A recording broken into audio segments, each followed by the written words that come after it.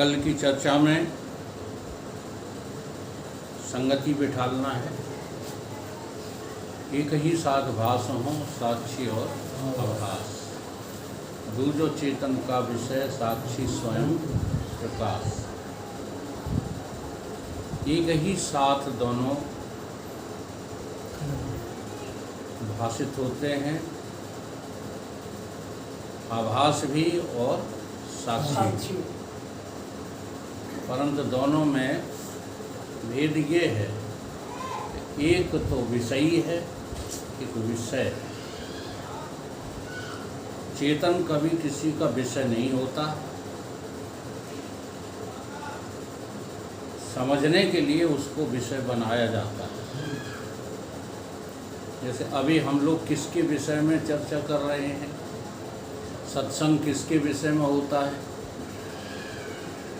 परमात्मा के विषय में। अगर आप ये मान करके बैठ जाओगे कि परमात्मा किसी का विषय नहीं, तो फिर भजन करना, कीर्तन करना बंद हो जाएगा। कुछ भी करना, सत्संग करना, सब बंद हो जाएगा। और उस बंद होने की हानि क्या होगी कि परमात्मा के बारे में आपको कुछ भी पता तो है नहीं, केवल पढ़ लिया है परमात्मा किसी का विषय नहीं होता। तो इसलिए वेदांत ग्रंथों में इस परमात्मा को विषय बनाया जाता है। तो यहाँ पर ये कह रहे हैं कि साक्षी जो है वो विषयी है और आभास उसका विषय है। यानी आप अपने आभास को भी जानते हैं। जैसे आप सब कुछ जानते हैं ना, इंद्रियों को जानते हो, प्राणों को जानते हो, अंतःकरण को जानते हो, ऐसे आभास को भी आप जानते हो। आभास आपको नहीं जानता।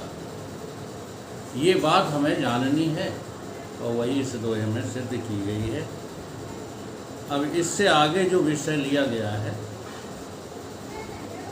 वो थोड़ा जटिल है, समझने में भी कठिन पड़ सकता है, और यही बात कही गई है जो अभी हम चर्चा में ले रहे थे।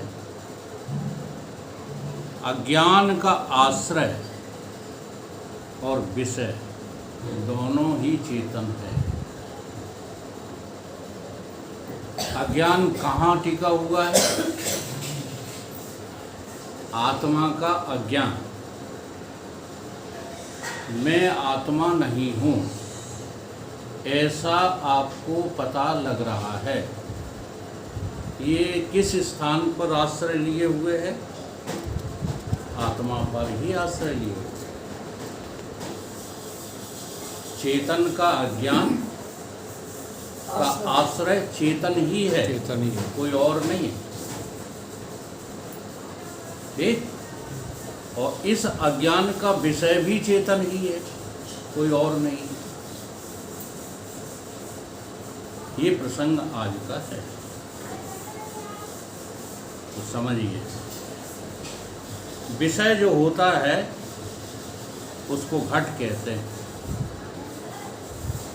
इसलिए एक बात जो है सब संतों ने मिलकर एक जैसी कही है, सब घट मेरो साइया। हाँ, अब देखो घट शब्द इस्तेमाल किसके लिए किया गया है? किसके लिए किया गया? स्थूल देख। अब ये घट तो है नहीं, घट तो वो होता है जो जिसको हम पानी भरते हैं उसे घट कहते हैं। लेकिन शास्त्रिक भाषा में तुम्हारी देह को, तुम्हारे मन को, तुम्हारे अंतःकरण को भी क्या कहा गया है? घट। अब इसको समझना है कि विषय जो घट है, घट हमारा विषय है, चेतन का विषय है घट।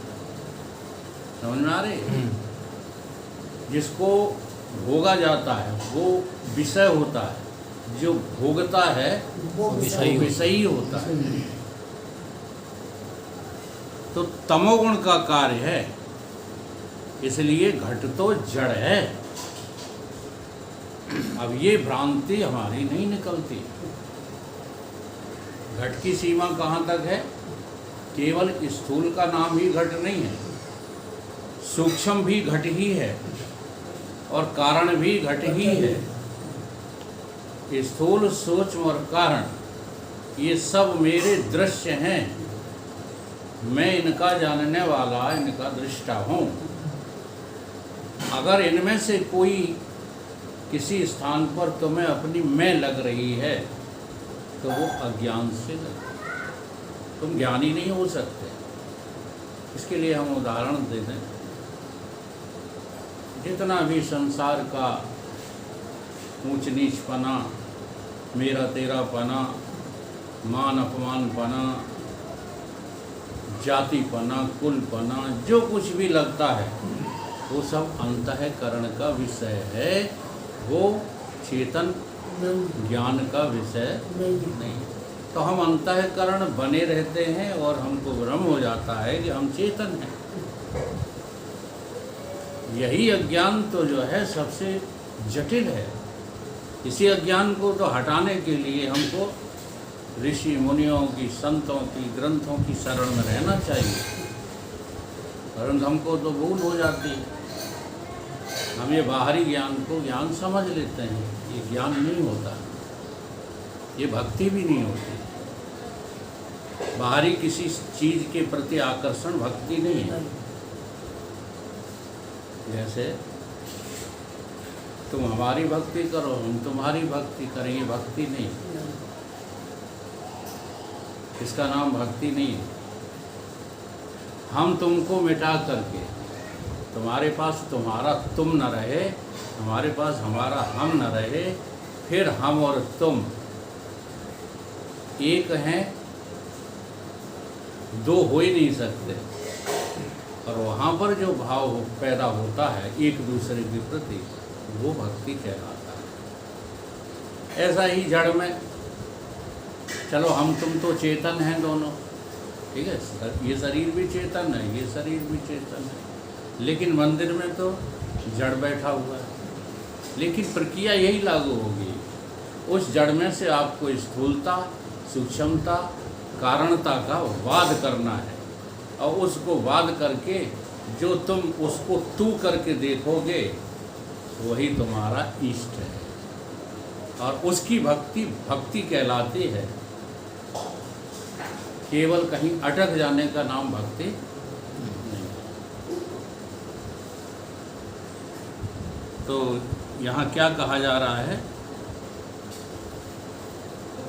यहाँ शंका क्या है कि अज्ञान और उसका आवरण, अज्ञान और अज्ञान ने जिसको ढका है उसका आवरण, ये दोनों ही चेतन में हैं, किसी जड़ में नहीं, चेतन में ही होते हैं।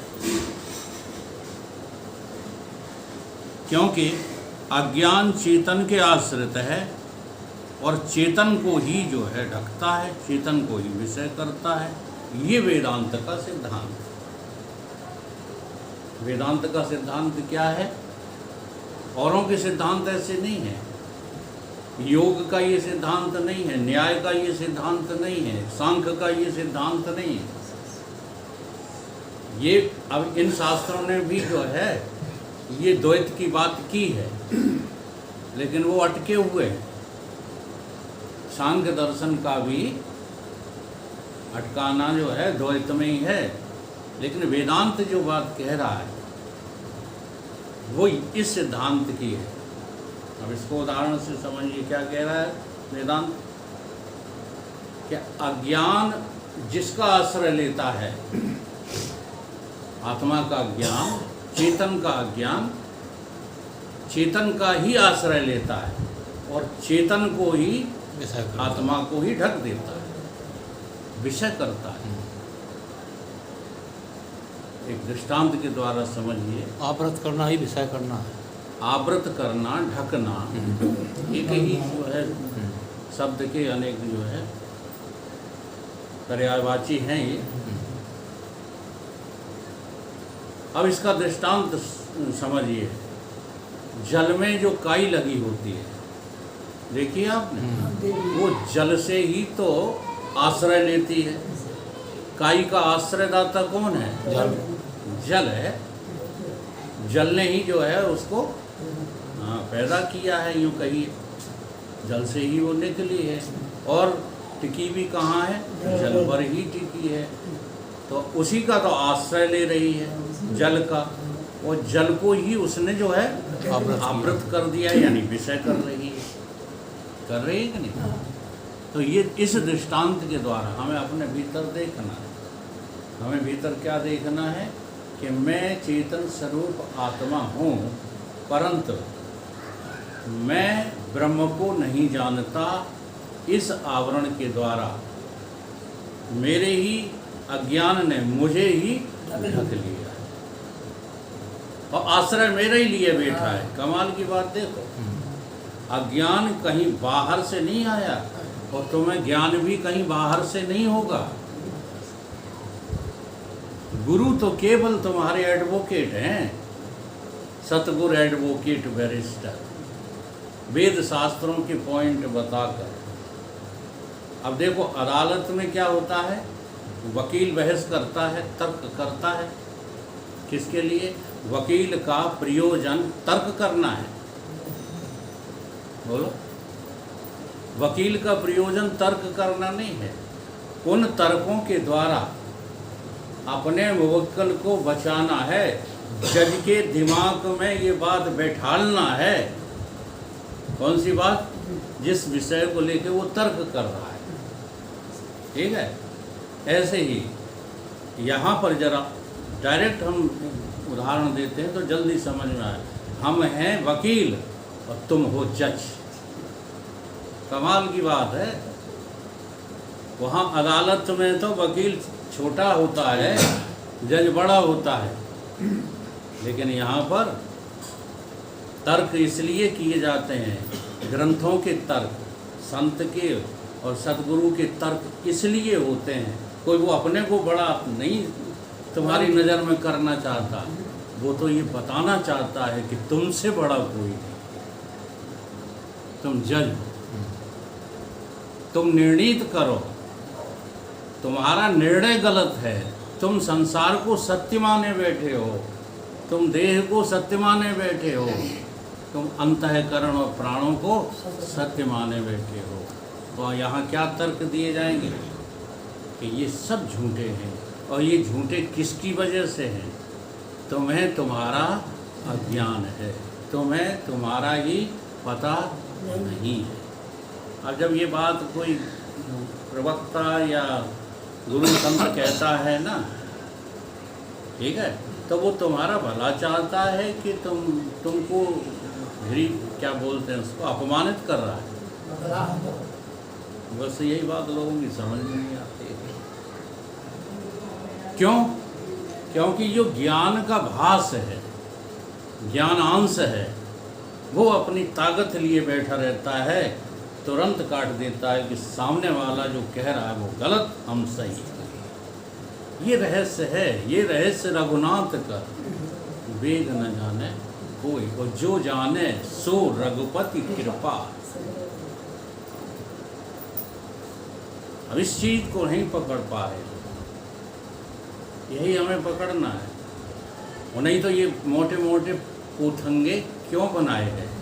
अगर हम लोग ऐसे ही एक बात से तुम ब्रह्म हो कह दिया गुरु ने और जान जाते, तो फिर इनकी क्या जरूरत थी बार बार पढ़ने की, बार बार सुनने की, रामचरितमानस बनाने की? क्या जरूरत थी गोस्वामी जी को? उससे पहले ग्रंथ नहीं थे।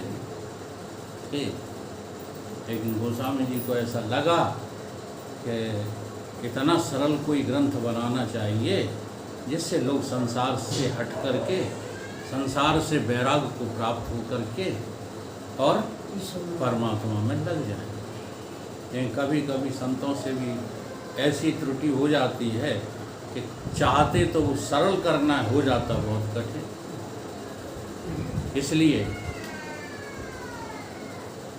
जगदीश गए थे हमारे साथ, आप, हाँ ये भी तो गए दामोदर। प्रयागराज में मंच से युग पुरुष जी ने कहा था, अगर तुम्हारे धर्म का किसी ने मिटिया मेट किया है तो वो रामायणियों ने किया है। खुलेआम कहा था। रामायण पढ़ पढ़ के सब मिटिया मैट कर लिया। क्यों कर लिया? क्योंकि रामायण के रहस्य को तो समझा नहीं। रामचरितमानस इसलिए नहीं बनाई गई थी कि तुम संसार में पच पच के मरो और रामायण चिल्लाते रहो, बल्कि गोस्वामी जी का प्रयोजन तो ये रहा होगा कि संसारी लोग संसार से हट करके उस प्रपंच रहित आत्मा को अपना विषय बनाए। राम उन्होंने आत्मा के स्थान पर लिया है राम शब्द, और हमने राम एक व्यक्ति बना दिया। देख लो, जो भी आदमी जिस पुराण को पढ़ता है वो उसे व्यक्ति मानकर पढ़ता है। चेतन को स्वीकार करके कोई अध्ययन नहीं किए जाते हैं। और सतगुरु बस इसी बात के वकील हैं। वो कहते हैं कि जड़ वस्तु कभी भी किसी की आश्रयदाता नहीं हो सकती। तो यहाँ विषय क्या है कि अज्ञान का आश्रय, जो चेतन आत्मा का अज्ञान है उसका आश्रय भी चेतन ही है, और वो अज्ञान विषय भी किसको कर रहा है? चेतन को ही कर रहा है। ये वेदांत का सिद्धांत है। 7 अवस्था के प्रसंग में जो अज्ञान का आश्रय, अब वहाँ पर जब आभास की 7 अवस्थाएं बताई थी तो अज्ञान का आश्रय वहाँ आभास को ले लिया। और आभास को लेने का मतलब है अंतःकरण को ले लिया, क्योंकि आभास बिना अंतःकरण के तो किसी मतलब का है नहीं। इसलिए अज्ञान का आश्रय कई कौन है? किसको अज्ञान हुआ है? कि आभास को अज्ञान हुआ है। मैं ब्रह्म को नहीं जानता। ये कौन कह रहा है? आभास। हाँ, ये चेतन नहीं कह रहा, ये चिदाभास कह रहा है कि मैं ब्रह्म को नहीं जानता, मैं अज्ञानी हूँ। ऐसा अभिमान किसको हुआ है? अंतःकरण सहित आभास। ये बात सदा ख्याल रखना। कभी भी अकेला आभास संसार का कोई कार्य कर ही नहीं सकता, क्योंकि आभास तो शुद्ध चेतन का अंश है, जगत अंश नहीं है। तुम समझते हो कि जगत अंश होने के कारण आभास काम कर रहा है जगत में, नहीं। चेतनांश है, चेतन का अंश है आभास। इसलिए अकेला आभास जगत का कोई कार्य करने में समर्थ नहीं है। जैसे कि ब्रह्म जगत का कार्य करने में असमर्थ है। ये शब्द बड़ा प्रिय लगता लोगों को। कृपालु जी यही बोला करते थे, इसलिए लोग भक्ति पक्ष वाले बड़ा खुश हो जाते थे। बेचारा ब्रह्म, बेचारा है ब्रह्म, बेचारा। तो यहाँ असमर्थता सिद्ध नहीं होती है, बल्कि समर्थता सिद्ध होती है। लेकिन कहा क्या जा रहा है? कहा यह जा रहा है कि आभास जो है वो चेतन का है, जगत का आभास नहीं है। ये बात कही जा रही है। आभास को कभी जगत में मत लिया करो। जगत झूठा तो वो जगत आभास भी झूठा, वो सत्य हो ही नहीं सकता।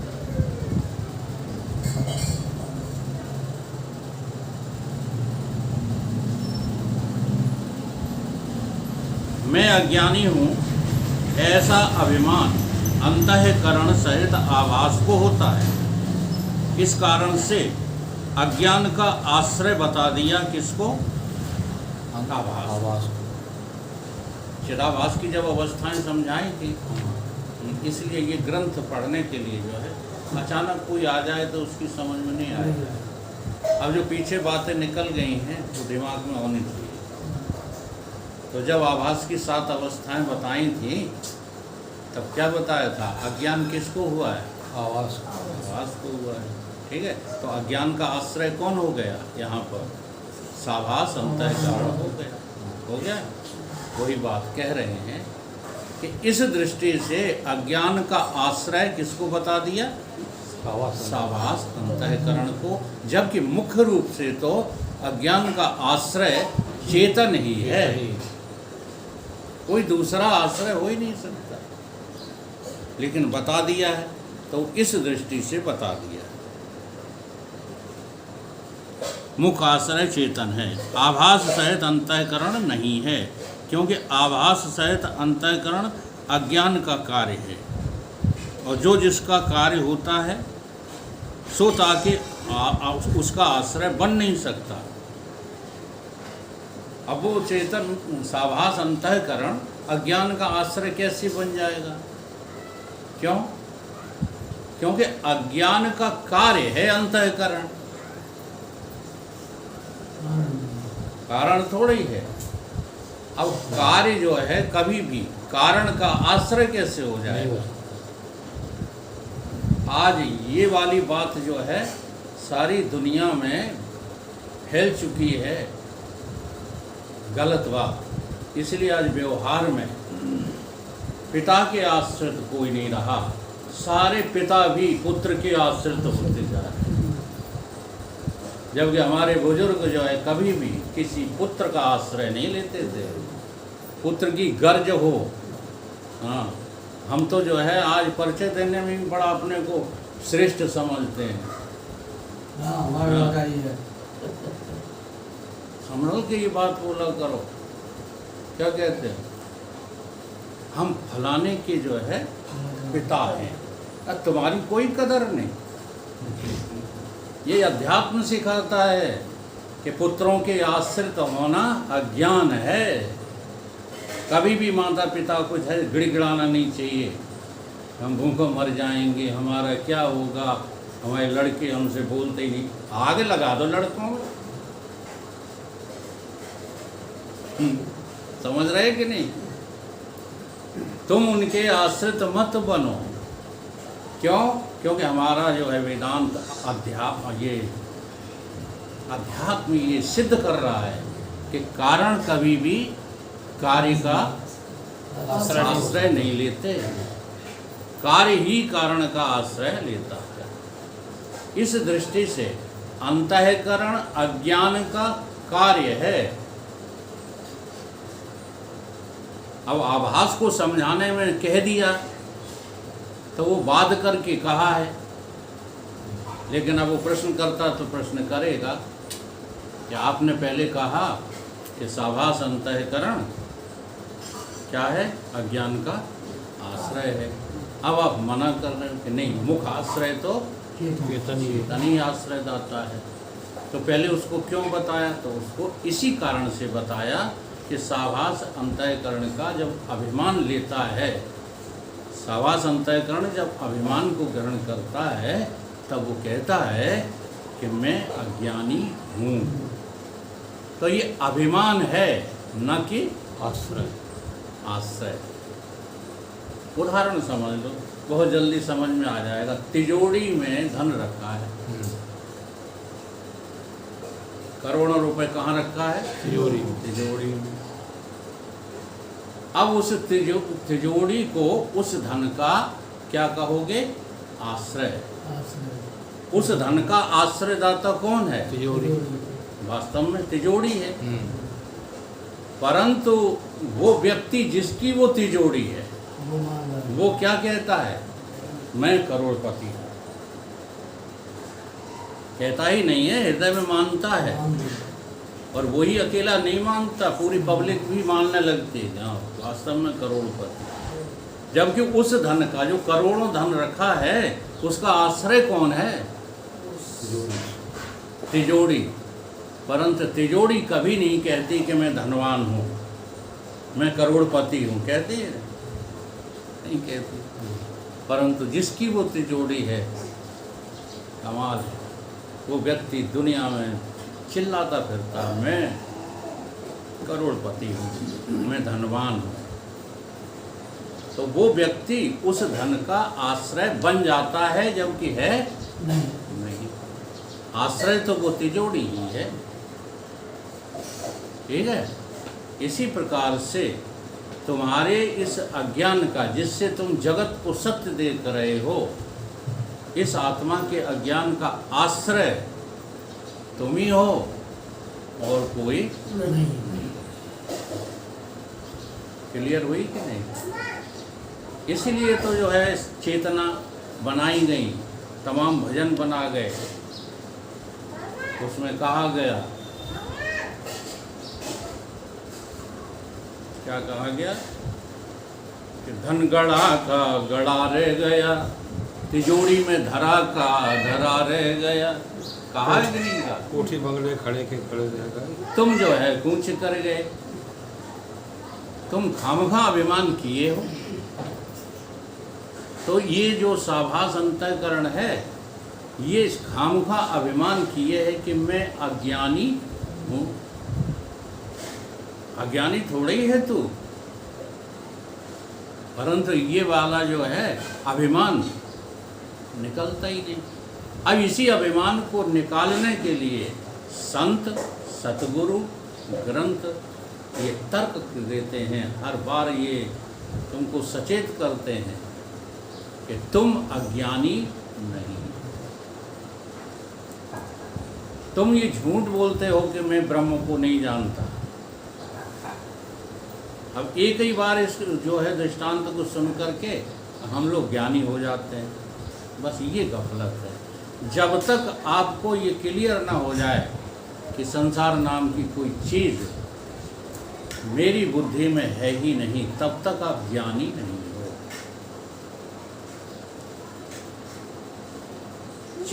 चेतन ही को अज्ञान विषय करे है। अब क्या करता देखो, उस तिजोरी के धन ने उस व्यक्ति की बुद्धि का हरण कर लिया कि नहीं? उसी को विषय कर लिया, जबकि उस धन में ताकत नहीं है जो तुमको विषय कर सके, लेकिन कर लिया उसने विषय। तुम्हारी ही भूल से तो विषय कर लिया। ऐसे ही ये अज्ञान चेतन का आश्रय भी लिए हुए है और चेतन को आवरण भी विषय भी कर रहा है, यानी ढक भी रहा है।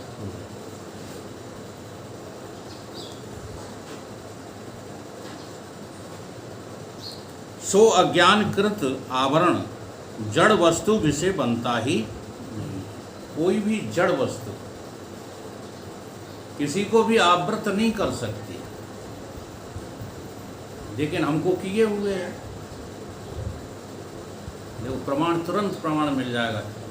ये पंखे में खुरखुर की आवाज़ आ रही है, ऐसा हमको लगता है। खुरखुर की आवाज़ कहाँ से आ रही लगता है कि नहीं? जबकि ये आवाज़ तुम्हारे अंतःकरण से आ रही है। कोई करता है अनुभव इसको? ये आवाज़ बाहर नहीं है, इसका अभी जिक्र पूरा डिटेल समझाया जाएगा। ये आवाज़ तुम्हारे भीतर से आ रही है। ये तुम्हें जो बाहर व्यक्ति दिखते हैं, ये बाहर थोड़े ही हैं, ये तुम्हारे भीतर पहले से ही विद्यमान है, वही तुमको बाहर खड़े दिखाई देने लगे। इसी प्रकार तुम्हारा शरीर है नहीं, तुम्हारा मन है नहीं, अंतःकरण है नहीं, लेकिन अपने अज्ञान की वजह से देखो, अज्ञान ने तुम्हारा ही तो आश्रय लिया। अगर तुम न होते, जरा बता दो, बहुत पक्की बात है, तुम हमको देख रहे हो, देख रहे हो कि नहीं? ये पक्का है कि देख रहे हो कि नहीं देख रहे? देख रहे हैं? देख रहे हैं। अच्छा, अब ऐसा करो कि हमें देखते रहो, परंतु तुम यहाँ से अनुपस्थित हो जाओ। हम तो देखते रहें और तुम अनुपस्थित हो जाओ, ऐसा संभव है? नहीं है। तो जो भी आप देखोगे, यही तो रहस्य है इसका, जो भी देखोगे आप, वहाँ आप दिखने वाले को देखते हो, जो देख रहा है उसे तो तुम देखते ही नहीं करो। यही अज्ञान है। इसलिए संत कहते हैं देखो देखो देखो। 3 बार कहते थे गुरु बाबा, देखो देखो देखो। क्या अर्थ है इसका? एक तो अपने स्थूल को देखो, दूसरा अपने सूक्ष्म को देखो, तीसरा अपने कारण को देखो। 3 बार देखना कहा, देखो देखो देखो। लेकिन साथ में ये कहते थे जरा उस देखने वाले को भी तो देखो कि देख कौन रहा है, हु इज दैट, वो कौन